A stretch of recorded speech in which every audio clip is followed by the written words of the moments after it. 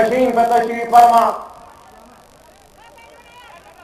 बिहार मजलिस इत्तेहादुल मुस्लिमीन के सदर व साबिक़ रुकन असम्बली जनाब अख्तरुल ईमान साहब, बिहार मजलिस इत्तेहादुल मुस्लिमीन के दीगर जिम्मेदारान वो मजलिस इत्तेहादुल मुस्लिमीन के अराकीन असम्बली, कायदीन मजलिस, सुनने वाले मेरे बुजुर्गों, नौजवान साथियों और इज्जत माब पर्दा नशीन माँ और बहनों, अस्सलाम वालेकुम।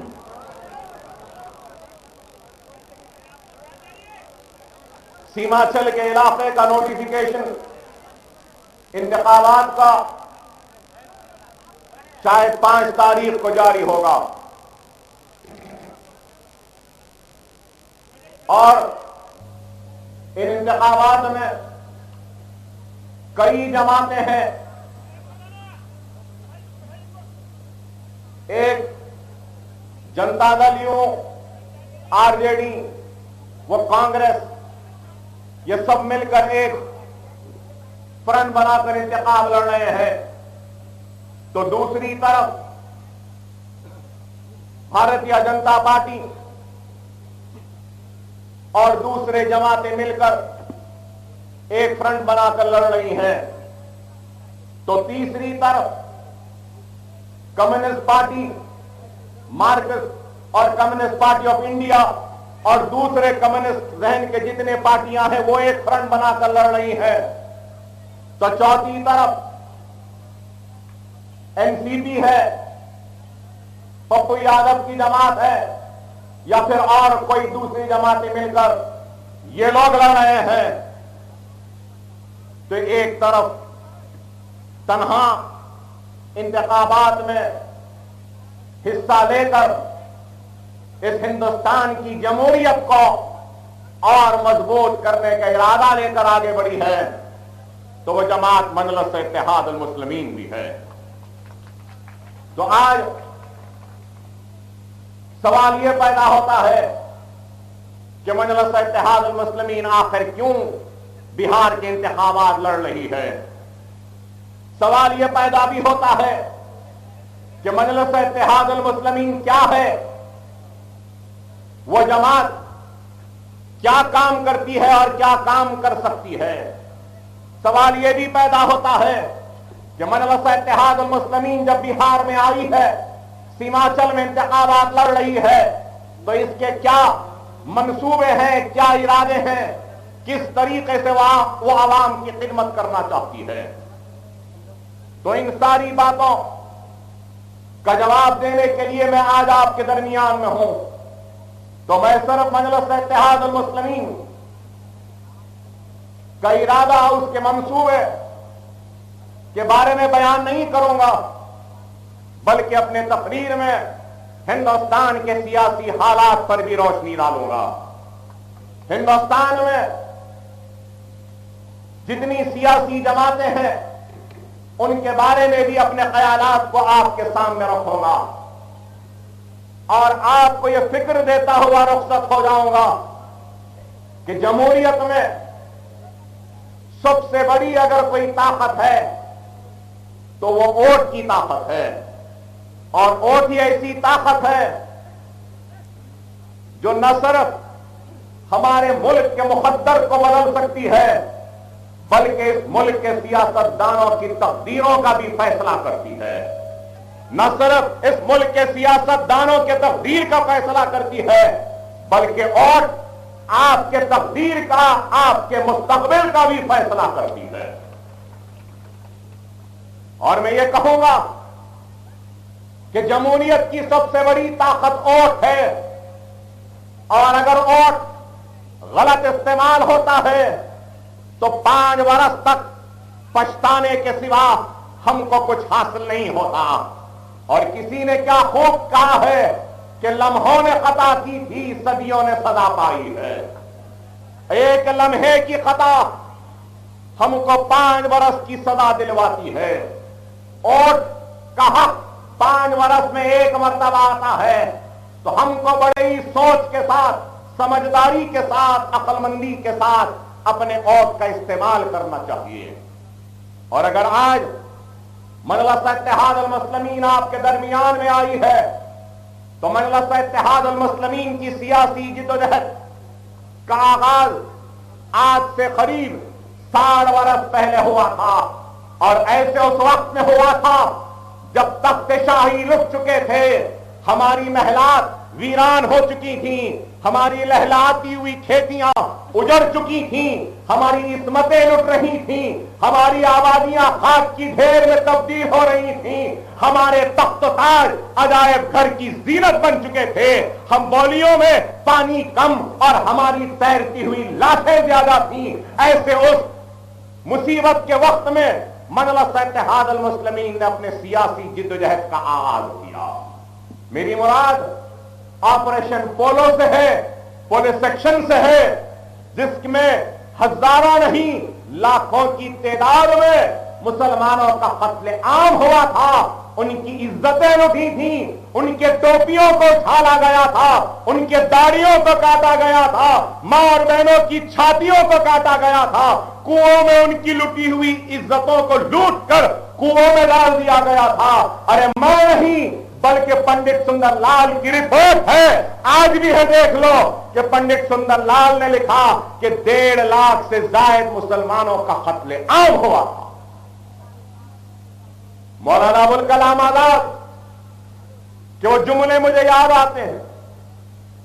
अबुल कलाम आजाद ने सरजमीन हैदराबाद का जब दौरा किया तो उन्होंने कहा था कि पुलिस सेक्शन एक ऐसा नासूर है जिसको मैं अपने साथ अपनी खबर में ले जाऊंगा। इतनी बड़ी मुसीबत, ऐसी तकालीफ, ऐसे खौफ के आलम में मजलिस इत्तेहाद अल मुस्लिमीन को कायम किया, बनाया, ताबे दस्तूर हिंद किया और अपनी जिद्दोजहद का आगाज किया। तो लोगों ने हमसे कहा कि क्या जरूरत है इस जमात की, क्या बस नहीं था इतने मुसलमानों के कटने का, क्या दिल नहीं भरा इतनी लाशों को देखकर, क्या दिल नहीं भरा इतनी लुटी हुई इस्मतों को देखकर, क्या जी नहीं भरा कि तख्त ताज भी लुट गया, क्या जी नहीं भरा कि महलात वीरान हो गए, जागीरें लुट गई। लेकिन हमने कहा नहीं, अगर आज हम नहीं उठेंगे तो फिर मुर्दा खाम कहलाएंगे। और हम उठे, अपने जिद्दोजहद का आगाज किया। हमारे सरों पर खौफ और मायूसी के बादल थे जरूर, लेकिन हमने अपने अज़्म, अपने इरादे, अपने हिम्मत के जरिए अपनी कौम को इतना मजबूत बनाया, इतना मुत्तहिद किया कि हमारी कौम ने उचक कर अपने सरों पर मंडलाने वाले उन बादलों को अपने हाथों से हटा दिया। यह मजलिस इत्तेहाद अल मुस्लिमीन है। मजलिस इत्तेहाद अल मुस्लिमीन ने कहा कि वो कलमे की बुनियाद पर मुसलमानों को मुनज़्ज़म करेगी, मुत्तहिद करेगी। तो दूसरा नारा दिया कि वो मुसलमानों की तालीमी व माशी पसमानदगी को दूर करेंगे। तीसरा नारा दिया कि मुसलमानों अक़लियतों की जो पसमानदगी है उसको दूर करेंगे। तो चौथा और आखिरी नारा दिया तो वो ये था कि हम सियासत में हिस्सा लेंगे। हमारा पहला नारा सियासत नहीं था, हमारा पहला नारा इत्तेहाद था, हमारा दूसरा नारा तालीमी पसमानदगी को दूर करना था, तीसरा नारा मासी पसमानदगी को दूर करना और चौथा नारा था सियासत। और हमने इत्तेहाद के जरिए तालीमी पसमानदगी को दूर किया, माशी बदहाली को दूर किया और इत्तेहाद के पैगाम को लेकर सारे हिंदुस्तान के गयूर मुसलमानों के दिलों में जगह बनाई, ईमान की हरारत के जरिए उनको मुत्तहिद होने का पैगाम दिया। यह मजलिस इत्तेहाद अल मुस्लिमीन। मजलिस का दफ्तर नहीं था, बैठने को जगह नहीं थी, लेकिन हमने अपना दफ्तर बनाया, बैठे, और फिर लोग सवाल करेंगे कि 60 वर्ष में आपने क्या काम किया। अरे आज बताऊं कि आज आपको सुन के हैरत होगी कि आज 15 एकड़ से वसी मैदान पर हमारा दफ्तर है जिसका नाम दारुस्सलाम है। हिंदुस्तान के किसी भी सियासी जमात का इतना बड़ा दफ्तर नहीं है जो दफ्तर मजलिस इत्तेहाद अल मुस्लिमीन का हैदराबाद में। न सिर्फ ये, सियासी मैदान में हमने अपने अराकीन असेंबली, अराकीन बल्दिया को मुंतखब करवाया, रुकने पार्लियामेंट बनाया, आगे बढ़ते गए और उसका नतीजा क्या हुआ कि हम हुकूमत से तो लड़ते रहे अपने हक के लिए और हमने अपने हक को हासिल किया अपनी सियासी जिद्दोजहद के जरिए, लेकिन मजलिस इत्तेहाद अल मुस्लिमीन बेवा की तरह फरियाद करने पे यकीन नहीं रखती कि मेरा सुहाग उजड़ गया, सुहाग उजड़ गया। नहीं, हम चूड़ियां फोड़ते नहीं है अगर कोई बेवा हो जाती है, तो बल्कि हम अपने हक की जिद्दोजहद की लड़ाई लड़ते हैं और वक्त आए तो हुकूमत के गिरेबान पर हाथ डाल के अपने आप को छीन ना जानते। और हमने हासिल किया सिर्फ जज्बाती बातें या जज्बाती तकारीर नहीं, बल्कि हमने अखिलती मालियाती फाइनेंस कॉरपोरेशन कायम किया रियासत आंध्र प्रदेश में,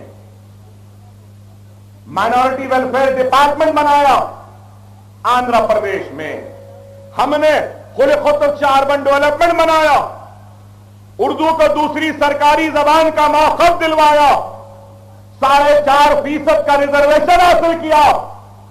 और जब जब फिसादात हुए तो उन फिसादात में जलते हुए आशियानों को बचाने के लिए हम दौड़ते रहे और उस दौड़ में फख्र मिल्लत मौलाना अब्दुल वाहिद ओवैसी 11.5 महीने जेल में रहे और उनसे यही कहा गया कि आप मजलिस को खत्म कर दो, गैर सियासी जमात बना दो, आपको छोड़ देंगे। लेकिन अब्दुल वाहिद ओवैसी ने 11.5 महीने जेल में रहना गवारा किया, लेकिन मजलिस इत्तेहाद अल मुस्लिमीन को खत्म करना और मुसलमानों को जिंदा लाश बनाना गवारा नहीं किया। यह मजलिस इत्तेहाद अल मुस्लिमीन है। मेरे वालिद बुजुर्गवार मरहूम सुल्तान सलाहुद्दीन ओवैसी जो 25 साल तक रुकने असेंबली रहे, 5 वर्ष तक कारपोरेटर रहे और फिर करीब 23 साल तक हैदराबाद के रुकने पार्लियामेंट रहे। मुसलसल हमने नुमाइंदगी की। जब इतना किया तो सलाहुद्दीन ओवैसी साहब अपने जिंदगी में 14 मरतबे जेल में रहे, 14 मरतबे, 40-40 दिन के लिए, 3-3 महीने के लिए, लेकिन इजहार हक से मुंह नहीं मोड़ा। और जब भी जरूरत होती कौम मिल्लत को तो हक के परचम को लेकर आगे निकल जाते। यह मजलिस इत्तेहाद अल मुस्लिमीन है। मजलिस इत्तेहाद अल मुस्लिमीन में आज अगर असदुद्दीन ओवैसी है, अकबरुद्दीन ओवैसी है, तो यह अकबरुद्दीन ओवैसी भी अपनी सारी सियासी जिंदगी में अब तक अल्हम्दुलिल्लाह 8 मरतबा जेल को जा चुका है।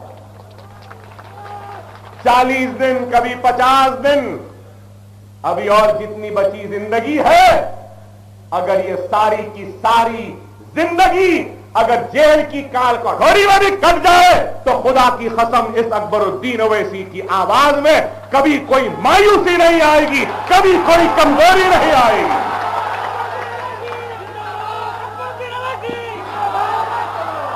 असदुद्दीन ओवैसी ने भी कई मर्तबा जेल को जाकर मुसीबतें उठाई, लेकिन इजहार हक से मुंह नहीं मोड़ा। अरे ये मजलिस इत्तेहाद अल मुस्लिमीन है और मजलिस इत्तेहाद अल मुस्लिमीन ने हुकूमतों से तो मुकाबला किया, लेकिन अपने तौर पर भी बहुत कुछ किया।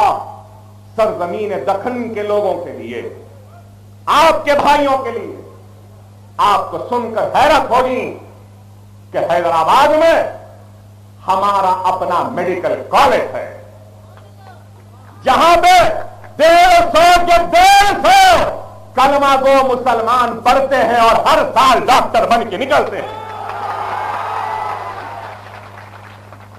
हमारा खुद का इंजीनियरिंग कॉलेज है जहां 450 बच्चे पढ़ते हैं। हमारा खुद का MBA कॉलेज है, हमारा खुद का MCA कॉलेज है, हमारा खुद का B फार्मेसी कॉलेज है, हमारा खुद का फार्मा D कॉलेज है, हमारा खुद का फिजियोथेरेपी का कॉलेज है, हमारा खुद का नर्सिंग का कॉलेज है, हमारे खुद के स्कूल है, हमारे खुद के जूनियर व डिग्री कॉलेज बन रहे हैं आज वहां पे। अरे आज मजलिस इत्तेहाद अल मुस्लिमीन सिर्फ जज्बाती तहरीर और नारे नहीं करती। अगर ये तालीमी इदारे हैं तो हैदराबाद में बहुत फिसादात होते थे। एक जमाना था हर त्योहार में फिसादात, बस्तियां जलती थी, खून बहता था, कर्फ्यू लगता था और जख्मी हमारा भाई सरकारी दवाखानों में सरकारी डॉक्टरों की अदम तवज्जो की बिना पर तड़प तड़प कर दम तोड़ता था। हमको वो दर्दनाक नजारे याद थे और उसका नतीजा यह हुआ कि अल्हम्दुलिल्लाह अब अगर हैदराबाद में फिसाद हो तो हमारा कोई भाई सरकारी दवाखाने में तड़प कर दम नहीं तोड़ेगा, क्योंकि हमारे खुद के एक नहीं दो दवाखाने हैं। दो दवाखाने, कितने बिस्तर के? अरे बिहार के हुकूमत के पास ऐसा आलीशान दवाखाना नहीं होगा जो हम गरीब मुसलमानों की जमात मंजलिस के दवाखाने। Owaisi hospital and research centre कितने बिस्तर का है? 1700 बिस्तर का दवाखाना। कितने स्क्वायर फीट पर? 7.5 लाख बिल्ट अप एरिया है स्क्वायर फीट, इतना आलीशान दवाखाना है। न सिर्फ वो बल्कि हमारा खुद का एक और दवाखाना है जिसका नाम प्रिंसेस असरा दवाखाना है, जो हालिया 5 बरस में चार मीनार के दामन में है, जहां पे हमने उस दवाखाने को ऐसा बनाया है कि आज वो दवाखाना भी 1700 बिस्तर का हो चुका।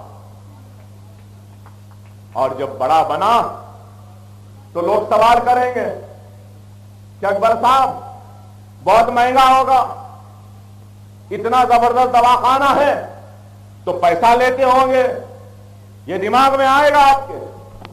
मगर आपको बताऊं आउट पेशेंट कितने में देखते हैं मालूम?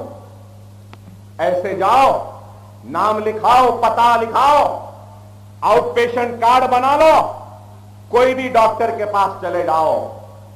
गए सो महीने तक सिर्फ 10 रुपये में था, अब हमने 20 रुपया किया। 20 रुपए का कार्ड बनाओ, किसी भी डॉक्टर को बता लो, 20 रुपये का कार्ड सिर्फ एक वक्त नहीं 3 महीने तक वो कार्ड चलेगा। 1 नहीं, 2 नहीं, 3 नहीं, 5 मरतबा का डॉक्टर को बता दो और डॉक्टर इलाज करेगा, दवाई लिखकर दे देगा। क्या ऐसा कोई दवाखाना है? डायलिसिस होता है कितने में आपको मालूम? 500 रुपये। सीटी स्कैन 500 रुपये में। नॉर्मल डिलीवरी 1200 रुपये में।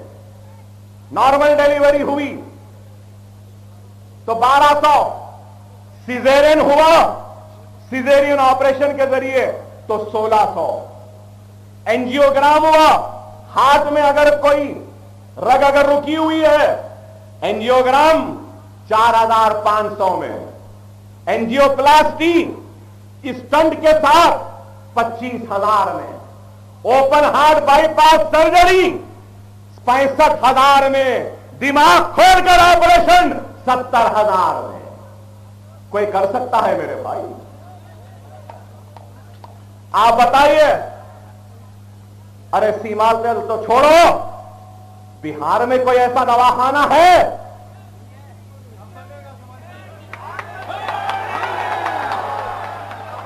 बनाना है तो दवाखाना, देखना है तो दवाखाना, करना है सब कुछ तो हैदराबाद की तरह अपने सपों में इत्तेहाद को पैदा करो,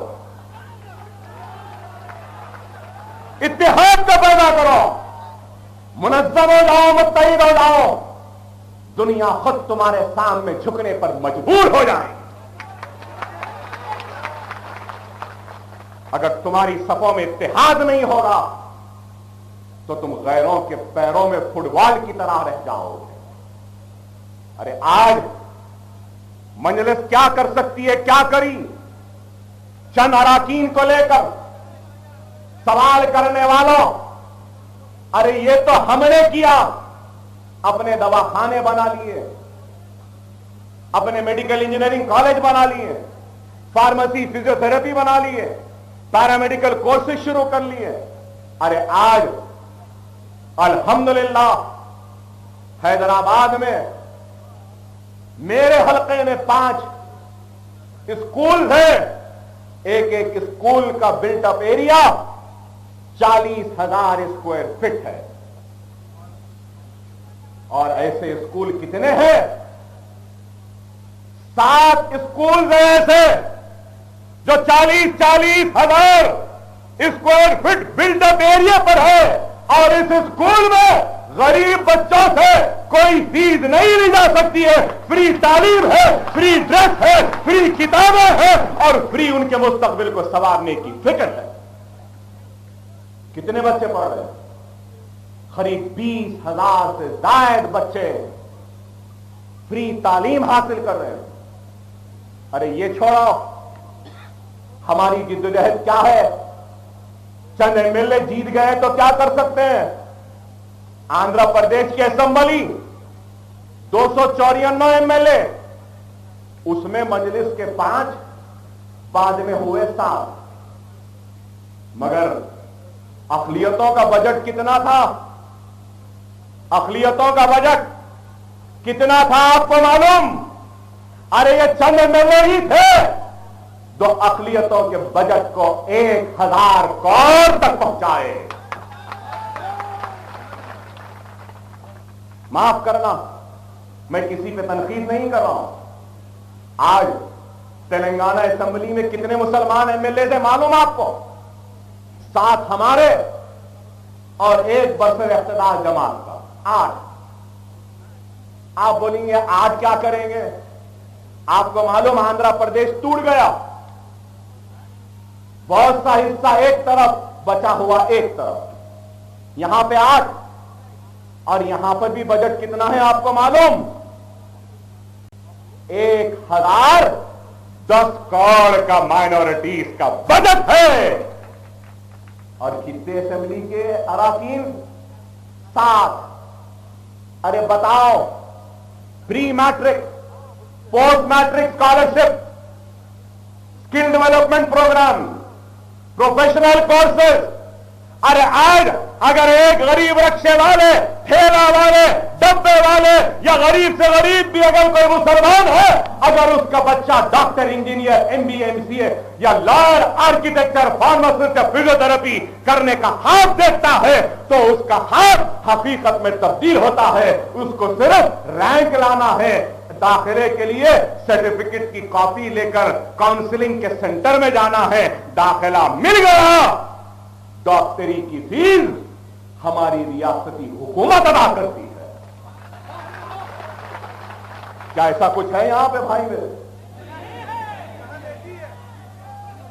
डॉक्टर की फीस हुकूमत देती है, इंजीनियर की फीस, एमबीए की, एमसीए की, लॉ की, फार्मेसी की, नर्सिंग की, आर्किटेक्चर की, फिजियोथेरेपी की, अरे कोई भी कोर्स कर ले, दाखिला ले ले, फीस हुकूमत से आती है। मुसलमान बच्चों की फीस कितनी आती है मालूम आपको? सालाना 520 करोड़ रुपया सिर्फ फीस का आता है गरीब मुसलमान अक़लियत बच्चों का रियासती हुकूमत की जानिब से। ऐसा यहां क्यों नहीं हुआ? ऐसा यहां क्यों नहीं हुआ? माफ करना, बड़ी मौजरत और माफी के साथ यहां पे शायद बिहार असेंबली में 16 या 19 अराकीन असेंबली में मुसलमान, 22 अल्हम्दुलिल्लाह, अल्लाह और करे। 22 यहां है, यहां का बजट 299 करोड़, अब तक रिलीज हुआ 184 करोड़। हमारे पास 7 एमएलए है, बजट 1010 करोड़, अब तक 650 करोड़ रिलीज हो चुके हैं भाई। तेदाद न मैदान बदर में मैंने रखी थी, न तेदाद सलाहुद्दीन अय्यूबी ने जब बैतुल मुक़द्दस पे कब्जा किया था तो उस वक्त मायने रखती थी, न ही तेदाद उस वक्त मायने रखती थी जब बाबर ने पानीपत पे चढ़ाई की थी। तेदाद मायने नहीं रखती, इखलास मायने रखता है, खुलूस मायने रखता है, ईमान मायने रखता है। 10 की जरूरत नहीं है, एक मर्द है तो वही काफी। सही है ना?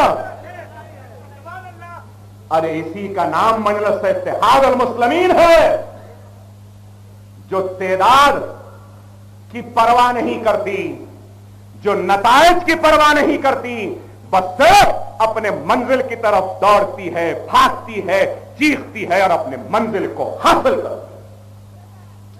यह मजलिस है। मजलिस दीवानों की जमात का नाम है, जुनूनियों की जमात का नाम है, जो अपने मंजिल को हासिल करते हैं नताइज की परवाह किए बगैर। यहां 243 की असेंबली, 243 में 22 की जरूरत नहीं है, 2 मर्द मुजाहिद आ जाए तो ही काफी है। क्या मेरी बात गलत है? अरे आज आप गौर करिए, हमने हासिल किया तो आपका क्या हाल है? बिहार का क्या हाल है? आज बिहार में माइनॉरिटी रिलेटेड स्कीम्स कितने हैं? 2, सिर्फ 2। गवर्नमेंट ऑफ इंडिया के स्कीम्स और 2, जुमला स्कीम्स 4। अफसोस, नाम नेहाद सेकुलर पार्टियों, जवाब दो मेरा। सिर्फ वोट बैंक की तरह हमारा इस्तेमाल करने वाला जवाब दो। इलेक्शन आया तो हम याद आ गए, इलेक्शन हो गया तो हमको भुला दिए। यही हुआ। और हमारे पास कितने स्कीमात हैं?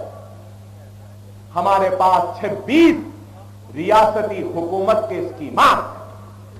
कितने? 26 है। उसमें एक स्कीम साले गुज़िश्ता मैंने मंजूर करवाई। वो स्कीम क्या है आपको मालूम? एक गरीब घर की बच्ची की शादी तय होती है तो गरीब के पास शादी के लिए पैसा नहीं होता, घोड़े जोड़े जहेज की रकम या शादी के इंतजाम कराने के लिए पैसा नहीं होता है। अरे यही मजलिस इत्तेहाद अल मुस्लिमीन ने तेलंगाना असेंबली में लड़कर शादी होने वाली, बिहाई जाने वाली हमारी एक बहन के लिए रियासती हुकूमत शादी का रुखा एक लेटर बना के दे दिए, राशन कार्ड दे दिए, ईबीसी सर्टिफिकेट दे दिए, तो रियासती हुकूमत 51,000 रुपया उस बेटी के बाप के नाम करती है। क्या ऐसा कुछ है आपके पास? तो आप बताइए, आज नहीं मालूम, आपको मालूम है या नहीं? गुर्बत की सतह से कितने मुसलमान जिंदगी गुजार रहे हैं बिहार में? सारे हिंदुस्तान में सबसे पिछड़ा हुआ पीछे अगर कोई रियासत है तो बिहार है। बिहार में सबसे पीछे पिछड़ा हुआ कोई इलाका है तो वो सीमांचल है। बिहार का हाल देखिए, 75% मुसलमान गुर्बत की सतह से नीचे की जिंदगी गुजार रहा, बिलो पॉवर्टी लाइन। क्या यह गलत है? बिहार के 84% मुसलमान कस्बात में रहते हैं, गांव में रहते हैं, शहरों में नहीं रहते। और उन 84% मुसलमानों में से 42% मुसलमान कर्ज में डूबा हुआ। और सीमांचल में 1 करोड़ कम है, 50 करोड़ से मुसलमानों की आबादी। 50 करोड़ सीमांचल के मुसलमानों में से करीब 50 लाख, माफ करना, 50 लाख से कम 49 लाख मुसलमानों में आपको सुनकर हैरत होगी कि 35 लाख से ज्यादा मुसलमान गरीबी के सतह से नीचे हैं और 36 लाख मुसलमान कर्ज में डूबा हुआ है। कर्ज में डूबा हुआ। आप बताइए, तो फिर यहां के हुक्मरानों ने क्या किया, क्या दिया? सिर्फ जज्बाती बातें, सिर्फ यही कहना कि ऐसा ने वैसा। पूरे बिहार में सिर्फ 24% मुसलमानों के पास खुद का जाती घर है और पूरे बिहार में 50% से ज्यादा मुसलमान कच्चे घरों में रहता है। आप बताइए, क्या यह आदाद शुमार गलत है? आप बताइए कि आज जब ये देखता हूं आदाद शुमार तो मुझे अफसोस भी होता है और हैरत भी होती है कि आखिर किया तो क्या किया? क्या हम इतने बेहिस क्यों हैं?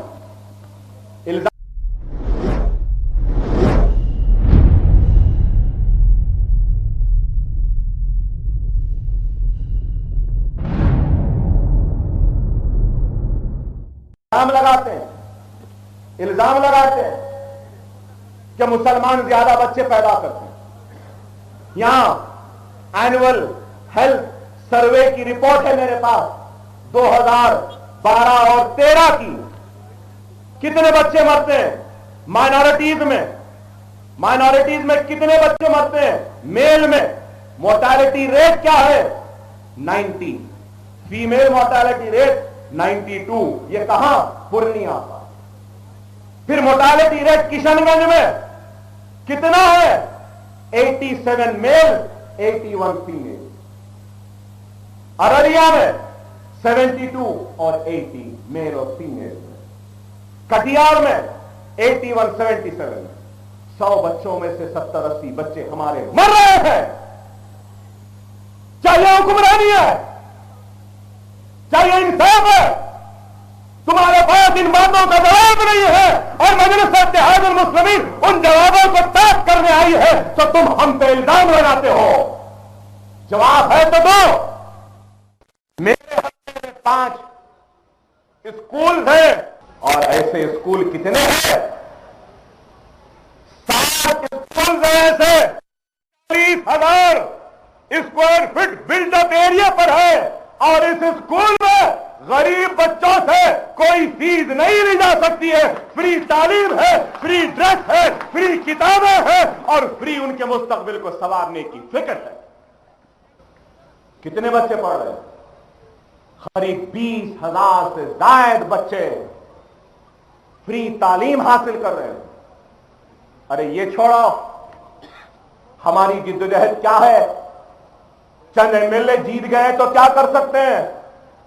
आंध्र प्रदेश की असेंबली 254 एमएलए, उसमें मजलिस के 5, बाद में हुए 7। मगर अक़लियतों का बजट कितना था? अक़लियतों का बजट कितना था आपको मालूम? अरे ये चंद एमएलए ही थे जो अकलियतों के बजट को 1000 करोड़ तक पहुंचाए। माफ करना, मैं किसी पे तनकीद नहीं कर रहा हूं। आज तेलंगाना असेंबली में कितने मुसलमान एमएलए थे मालूम आपको? 7 हमारे और 1 बरसर इख्तिदार जमात का, 8। आप बोलेंगे 8 क्या करेंगे? आपको मालूम आंध्र प्रदेश टूट गया, बहुत सा हिस्सा एक तरफ बचा हुआ एक तरफ, यहां पे 8 और यहां पर भी बजट कितना है आपको मालूम? 1010 करोड़ का माइनॉरिटीज का बजट है। और कितने असेंबली के अराकीन? 7। अरे बताओ, pre matric, post matric scholarship, skill development programme, professional courses.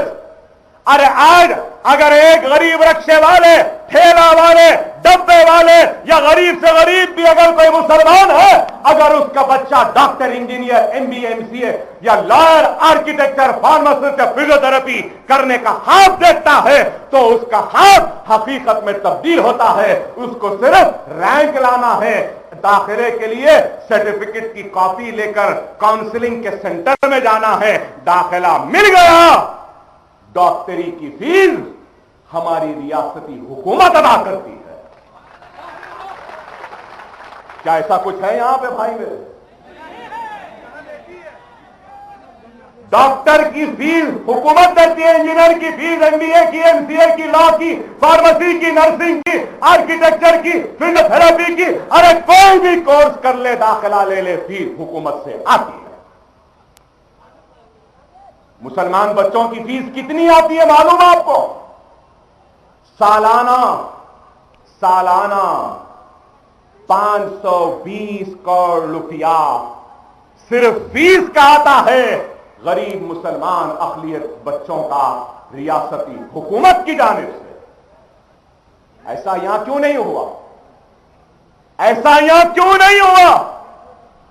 माफ करना, बड़ी मौजरत और माफी के साथ यहां पे शायद बिहार असेंबली में 16 या 19 अराकीन असेंबली में मुसलमान, 22, अल्हम्दुलिल्लाह, अल्लाह और करे,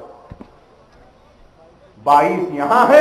299 करोड़ अब तक रिलीज हुआ, 184 करोड़। हमारे पास 7 एमएलए हैं, बजट 1010 करोड़, अब तक 650 करोड़ रिलीज हो चुके हैं भाई। तेदाद न मैदान बदर में मायने रखी थी, न तेदाद सलाउद्दीन अय्यूबी ने जब बैतुल मुक़द्दस पे कब्जा किया था तो उस वक्त मायने रखती थी, न ही तेदाद उस वक्त मायने रखती थी जब बाबर ने पानीपत पे चढ़ाई की थी। तेदाद मायने नहीं रखती, इखलास मायने रखता है, खुलूस मायने रखता है, ईमान मायने रखता है। 10 की जरूरत नहीं है, एक मर्द है तो वही काफी। सही है ना? अरे इसी का नाम मजलिस इत्तेहाद अल मुस्लिमीन है, जो तेदाद की परवाह नहीं करती, जो नताइज की परवाह नहीं करती, बस सिर्फ अपने मंजिल की तरफ दौड़ती। जुनूनियों की जमात का नाम है, जो अपने मंजिल को हासिल करते हैं नताइज की परवाह किए बगैर। यहां 243 की असेंबली, 243 में 22 की जरूरत नहीं है, 2 मर्द मुजाहिद आ जाए तो ही काफी है। क्या मेरी बात गलत है? अरे आज आप गौर करिए, हमने हासिल किया तो आपका क्या हाल है? बिहार का क्या हाल है? आज बिहार में माइनॉरिटी रिलेटेड स्कीम्स कितने? 2, सिर्फ 2 गवर्नमेंट ऑफ इंडिया के स्कीम्स और 2 जुमला स्कीम्स 4। अफसोस, अफसोस, नाम नेहाद सेकुलर पार्टियों, जवाब दो मेरा। सिर्फ वोट बैंक की तरह हमारा इस्तेमाल करने वाला जवाब दो। इलेक्शन आया तो हम याद आ गए, इलेक्शन हो गया तो हमको भुला दिए। यही हुआ। और हमारे पास कितने स्कीमात हैं? हमारे पास 26 रियासती हुकूमत के स्कीमात। कितने? 26 है। उसमें एक स्कीम साले गुज़िश्ता मैंने मंजूर करवाई। वो स्कीम क्या है आपको मालूम? एक गरीब घर की बच्ची की शादी तय होती है तो गरीब के पास शादी के लिए पैसा नहीं होता। घोड़े जोड़े जहेज की रकम या शादी के इंतजाम कराने के लिए पैसा नहीं होता है। अरे यही मजलिस इत्तेहादुल मुस्लिमीन ने तेलंगाना असेंबली में लड़कर शादी होने वाली, बिहाई जाने वाली हमारी एक बहन के लिए रियासती हुकूमत शादी का रुखा एक लेटर बना के दे दिए, राशन कार्ड दे दिए, ईबीसी सर्टिफिकेट दे दिए, तो रियासती हुकूमत 51,000 रुपया उस बेटी के बाप के नाम करती है। क्या ऐसा कुछ है आपके पास?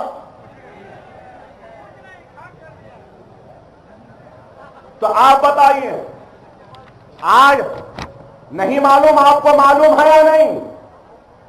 गुर्बत की सतह से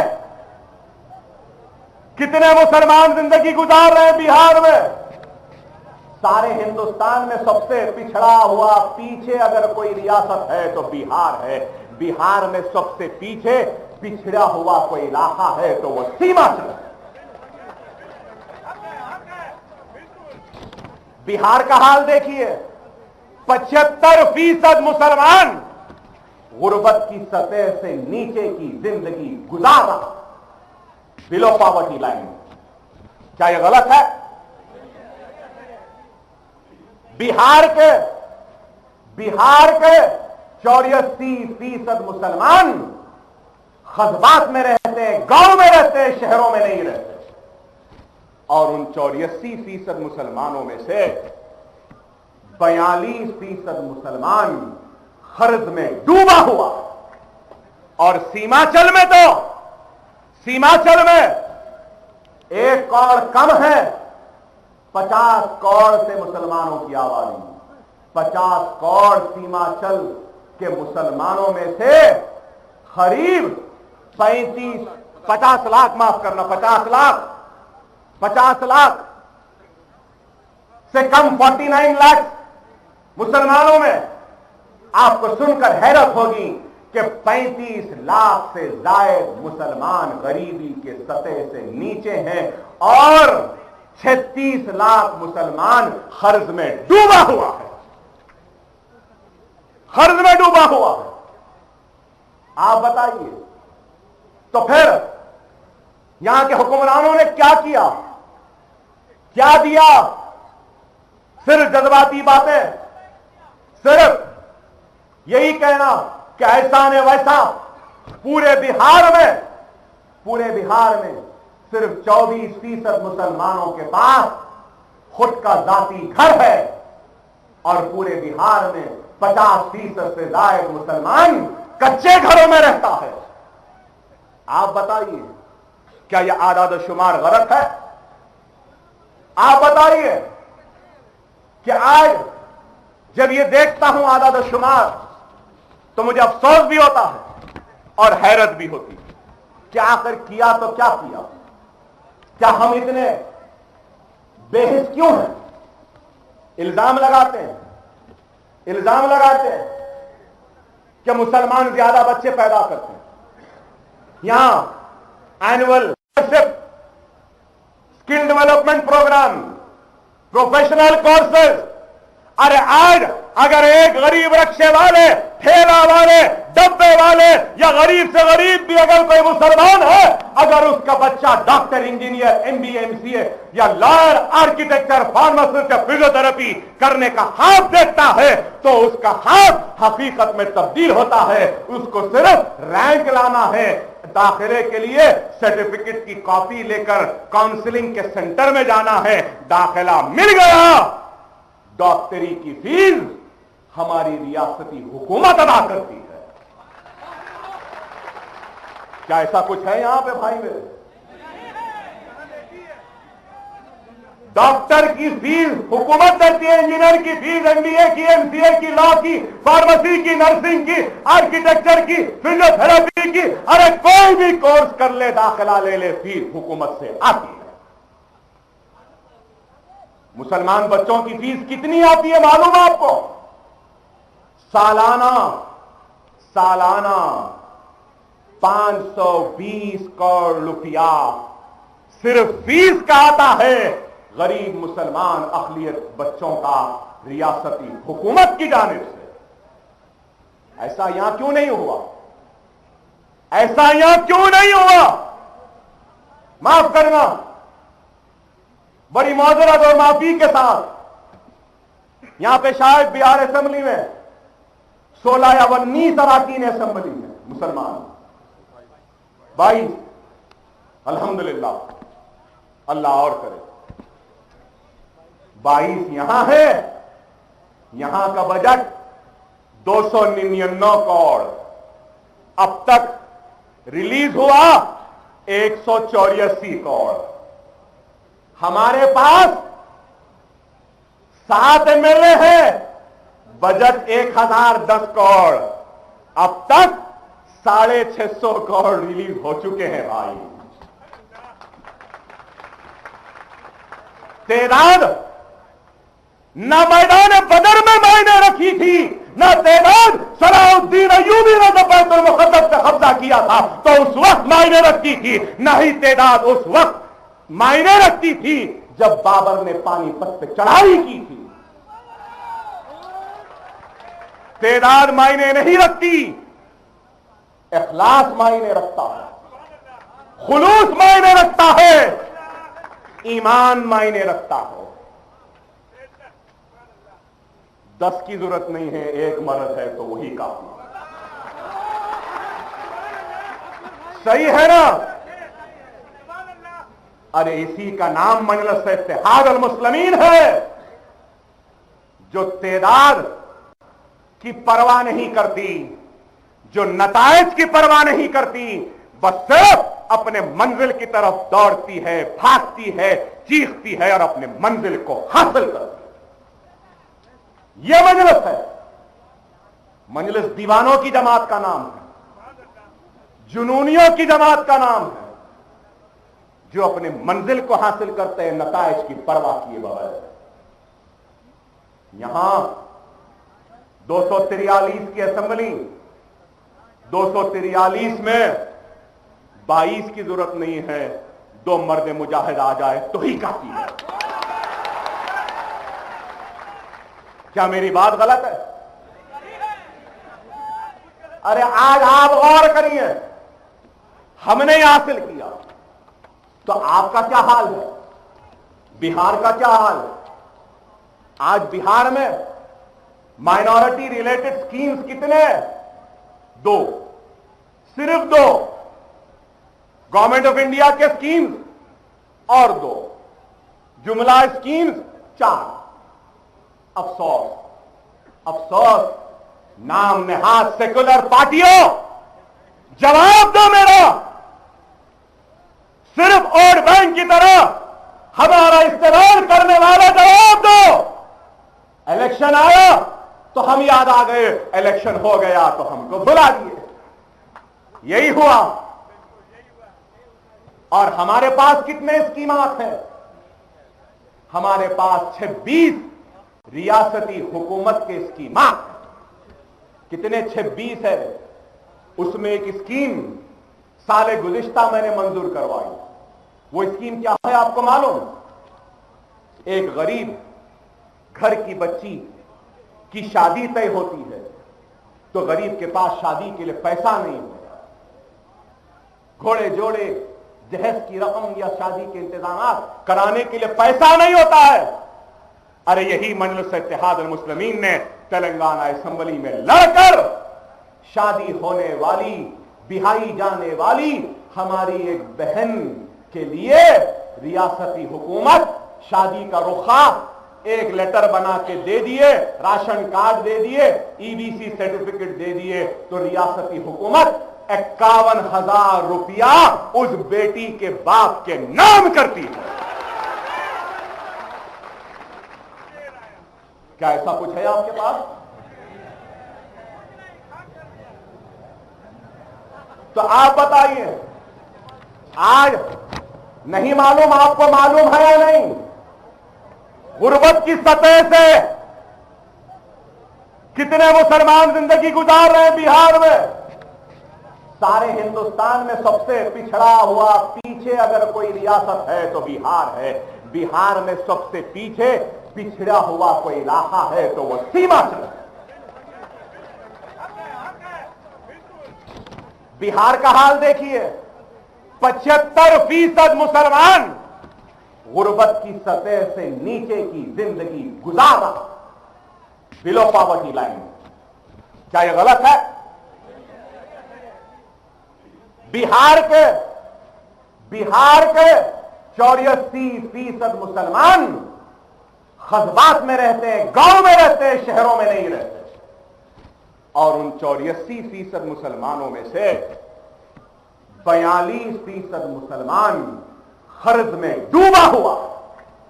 और सीमांचल में तो, सीमांचल में 1 करोड़ कम है, 50 करोड़ से मुसलमानों की आबादी। 50 करोड़ सीमांचल के मुसलमानों में से करीब 50 लाख, माफ करना, 50 लाख से कम 49 लाख मुसलमानों में आपको सुनकर हैरत होगी कि 35 लाख से ज्यादा मुसलमान गरीबी के सतह से नीचे हैं और 36 लाख मुसलमान कर्ज में डूबा हुआ है, कर्ज में डूबा हुआ है। आप बताइए, तो फिर यहां के हुक्मरानों ने क्या किया, क्या दिया? सिर्फ जज्बाती बातें, सिर्फ यही कहना कि ऐसा ने वैसा। पूरे बिहार में सिर्फ 24% मुसलमानों के पास खुद का जाती घर है और पूरे बिहार में 50% से ज्यादा मुसलमान कच्चे घरों में रहता है। आप बताइए, क्या यह आदाद शुमार गलत है? आप बताइए कि आज जब ये देखता हूं आदाद शुमार तो मुझे अफसोस भी होता है और हैरत भी होती है कि आखिर किया तो क्या किया? क्या हम इतने बेहिस क्यों हैं? इल्जाम लगाते हैं कि मुसलमान ज्यादा बच्चे पैदा करते हैं। यहां एनुअल हेल्थ सर्वे की रिपोर्ट है मेरे पास, 2012 और 13 की। कितने बच्चे मरते हैं माइनॉरिटीज में कितने बच्चे मरते हैं? मेल में मोर्टेलिटी रेट क्या है? 90, फीमेल मोर्टेलिटी रेट 92। ये कहां? पूर्णिया का। फिर मोर्टेलिटी रेट किशनगंज में कितना है? 87 मेल, 81 फीमेल। अररिया में 72 और 80 मेल और फीमेल। कटिहार में 81, 77। 100 बच्चों में से 70-80 बच्चे हमारे मर रहे हैं। क्या यह हुक्मरानी है? क्या यह इंसाफ है? तुम्हारे पास इन बातों का जवाब नहीं है और मजलिस इत्तेहाद अल मुस्लिमीन उन जवाबों को साफ करने आई है, तो तुम हम पे इल्जाम लगाते हो। जवाब है तो दो। 8 दिन का वक्त देता हूं, 8 दिन बाद फिर आऊंगा पलट के बिहार,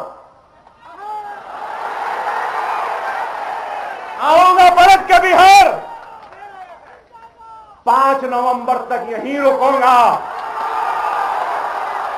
इनके जिस्म के तार तार लूट लूंगा, लूट लूंगा। हकीकत बताऊंगा इनको। अरे तुम आज हम पे इल्जाम लगाते हो और समझते हैं कि ये मुसलमान तो बेआवाज है, इनका क्या है। नहीं, वो दौर गया, वो दौर गया जब तुम बोलते थे हम सुनते थे। अब दौर पलट गया है, हम बोलेंगे तुमको सुनना पड़ेगा।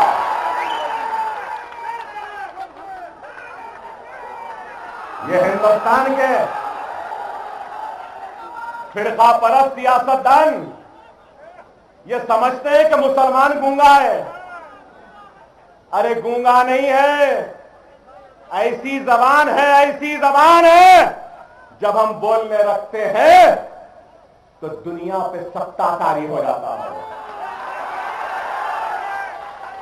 अरे आज ये छोड़िए, डॉक्टर्स को देखिए। गया में कितने डॉक्टर हैं?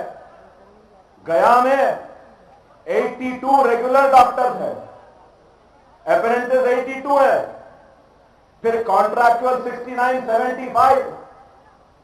कई डॉक्टर्स गया में, नालंदा में उससे अच्छे हैं। और वही पूर्णिया आऊं तो पूर्णिया में कितने डॉक्टर हैं मेरे भाई? अगर किशनगंज आऊं वहां 450, 300, 150 है, तो किशनगंज में 9 डॉक्टर। क्या है? क्या कोई पूछने वाला नहीं है? अरे अब तक नहीं था। इंशाअल्लाह मजलिस जीत जाएगी तो न सिर्फ पूछेगी बल्कि नालंदा से ज्यादा डॉक्टर को किशनगंज लाएगी।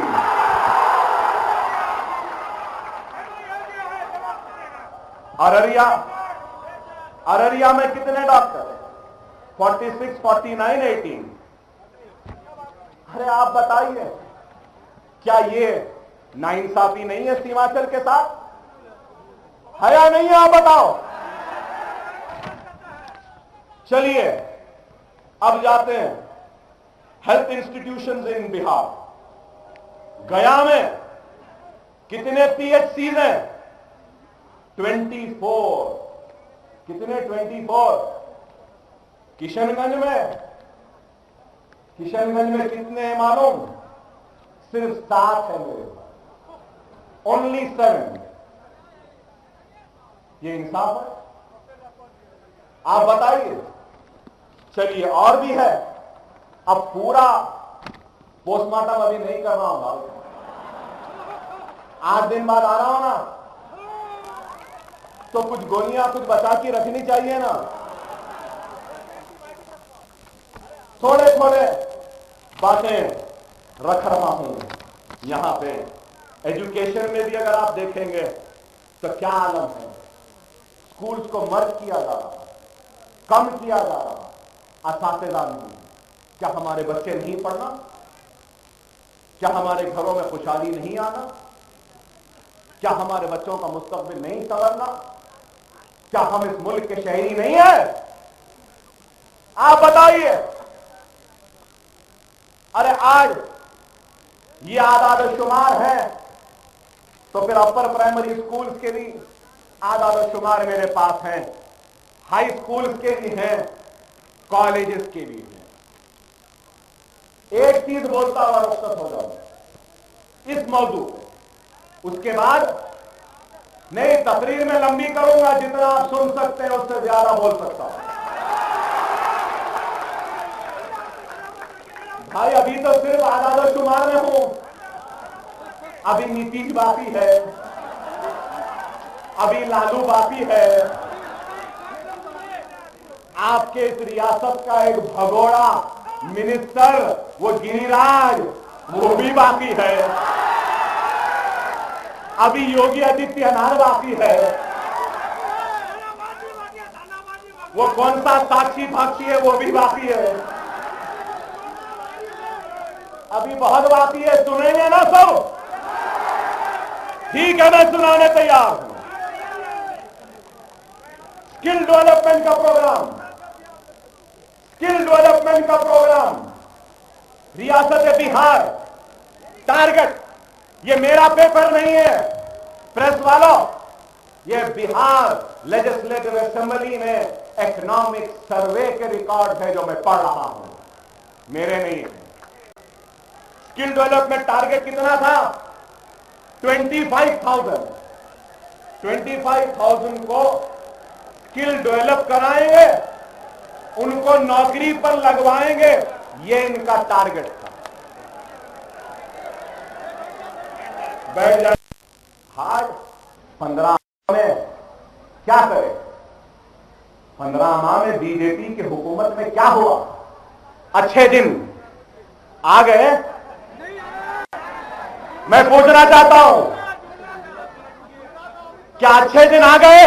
खैर हमारा तो छोड़ो, हमारा तो 60 बरस से ज्यादा बुरे दिन हैं, हम तो जी रहे हैं। मैं बीजेपी मोदी को वोट देने वालों से पूछना चाहता हूं, क्या भाई, क्या आपके अच्छे दिन आ गए? 1 करोड़ नौकरियां मिल गए, महंगाई कम हो गई, इन्फ्लेशन गिर गया, रोजगार मिल गया, इकोनॉमी अच्छी हो गई, 15 लाख हर एक के खाते में आ गए। मुझे हंसी आती है, क्या हथेली में जन्नत दिखा के बेवकूफ बना के ये आदमी चला गया। और उसके बाद कभी मीट बैन, कभी मीट बैन, कभी इंटरनेट बैन, कभी वो बैन। अरे दीवानों, अगर अक्ल है तो वजीर आजम के बाहर के दौरों को बैन करो, थोड़ा हिंदुस्तान में भी दिखने दो उसको। हाँ बताइए, ये तो नॉन रेजिडेंट प्राइम मिनिस्टर हो गया, बस घूम रहा है। हमारे पास हैदराबाद में उर्दू में बोलते हैं, पता नहीं यहां भी बोलते या नहीं, कि नादीदे को मलीदा मिला तो फातिहा देने मुल्ला नहीं मिला। फिर ये भी बोलते हैं कि नए फकीर को भीख की जल्दी। एक नए फकीर को मौका मिल गया दुनिया फिरने का, देखने का, तो उताना पड़ा है, बस फिर रहा है। कहीं जाके ड्रम बजा रहा है, दौड़, कहीं जाके गीता दे रहा है। कहां? जापान गए थे, जापान गए तो गीता दिए, सही है ना? अरे गीता क्यों दिए मोदी? अरे हम तुम हिंदुस्तान के। आज इनका एक मिनिस्टर कहता है, despite being a Muslim, Abdul Kalam was a nationalist. Despite, अब मैं बोलूंगा, despite being the prime minister of secular India, this prime minister gives Gita to Japan prime minister. गलत है? अरे मैं कहता हूं, हमारे मुल्क की किताब ना गीता है, ना महाभारत है, ना बाइबल है, ना कुरान है। हमारे मुल्क की किताब हमारा कॉन्स्टिट्यूशन है, वो कॉन्स्टिट्यूशन जिसको बाबा साहब अम्बेडकर ने मिलकर लिखा था। देना था तो कॉन्स्टिट्यूशन देना था, नहीं देते क्यों? क्योंकि इनके मंसूबे, इनके इरादे कॉन्स्टिट्यूशन को बदलने के हैं। ये कॉन्स्टिट्यूशन को बदलना चाहते हैं, इस मुल्क को हिंदू राष्ट्र बनाना चाहते हैं। अकबरुद्दीन ओवैसी की तकरीर पर बड़े मचलते हैं, बड़े बेचैन हो जाते हैं, और मीडिया वाले भी बहुत दिखाते हैं। हाँ भाई, दिखाइए, बोलिए, मचलिए, लेकिन बताओ मेरे भाई, अकबरुद्दीन ओवैसी कुछ बोलता है तो सही गलत के तबसरे शुरू हो जाते हैं। गलत, जेल भेज देते। क्या प्रवीण तोगाड़िया को जेल भेजे? योगी आदित्यनाथ को जेल भेजे? साधी रितंबिरा को भेजे? साधु प्राची को भेजे? योगी आदित्यनाथ को भेजे? वो साक्षी पाक्षी क्या है उसको भेजे, वो तो गाड़ियां फोगाड़ियां है उनको भेजे। नहीं, ये लोग जो चाहे बोले। कोई लफ्ज जिहाद बोलता है तो कहता है कि सारे हिंदुस्तानी हिंदू हैं। भागवत कहता है इनके रगों में राम का खून बह रहा है। अरे आप बताइए, क्या कानून नहीं है? अरे हद तो ये हो गई कि बिहार का भगोड़ा मिनिस्टर गिरिराज कहता है कि नरेंद्र मोदी के खिलाफ कोई है तो उसको पाकिस्तान जाना चाहिए। अरे गिरिराज, तेरे बिहार में आकर कह रहा हूं कि मैं नरेंद्र मोदी का मुखालिफ हूं, यह सब नरेंद्र मोदी के मुखालिफ है। अरे मां के जने, हिम्मत है तो आ जाओ, हमको भेज दे, देखते हैं भेजने की ताकत है क्या। अरे बताओ, एक और मिनिस्टर कहती है कि रामजादे, और कहना नहीं चाहता मैं, कितनी गाली दी रामजादे फुलाजादे कहा। क्या इनके लिए कानून नहीं, इनकी गिरफ्तारी नहीं, ये गाली दिए तो मिनिस्टर। अरे आप बताओ, अरे आज क्या हो रहा है इस मुल्क में।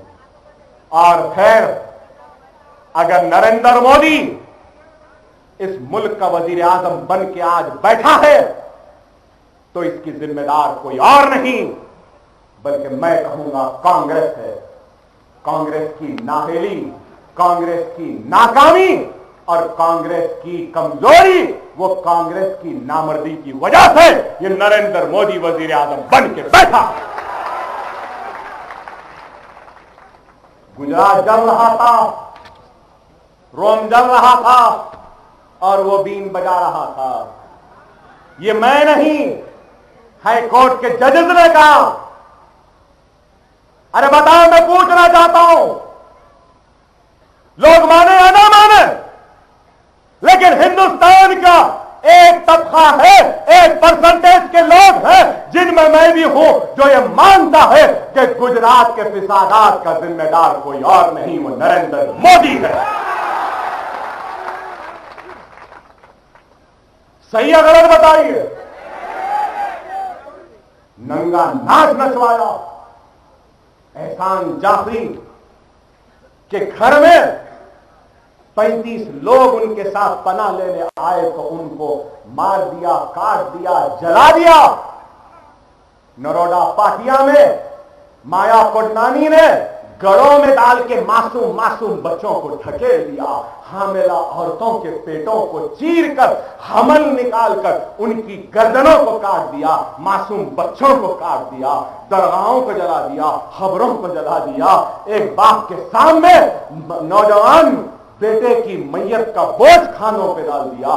शोहर के सामने बीवी की इस्मत को लुटाया, बेटे के सामने मां की आबरू को लुटाया, अरे भाई के सामने बहन की इस्मतों को लुटाया, बच्चों को यतीम कर दिया, सुहागों को उजाड़ दिया। अरे इस दरिंदे के खिलाफ कांग्रेस ने कोई कार्रवाई क्यों नहीं की, है मेरा सवाल है।